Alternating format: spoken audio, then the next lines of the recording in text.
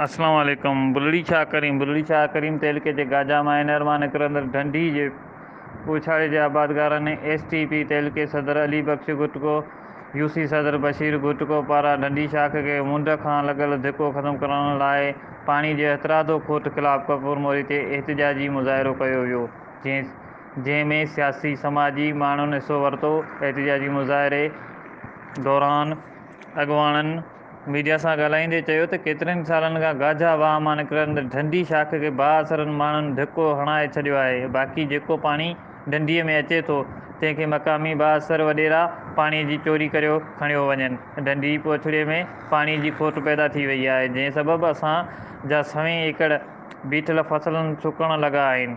हिननि मीडिया सां ॻाल्हाईंदे चयो त असां लखें रुपया फसलनि ते ख़र्च करे वेठा आहियूं, पर हिन वक़्तु आपाशी अमिलो हथरादो पाणीअ जी खोट पैदा करे असांखे तबाह बर्बाद करे रहियो आहे।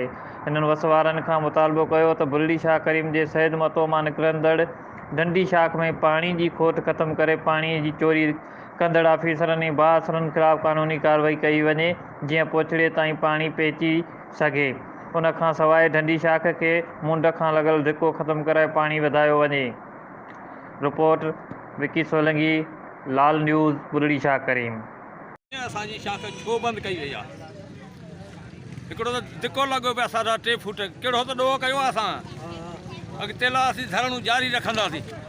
असांजी ढंढी शाख जंहिंमें पाणी बिल्कुलु छॾियो कोन पियो वञे ऐं जेको धिको लॻल आहे ढंढी शाख खे गाजा जे मुंहं खां, उहो गैर क़ानूनी लॻल आहे, जेको पाणी अचे ई कोन थो।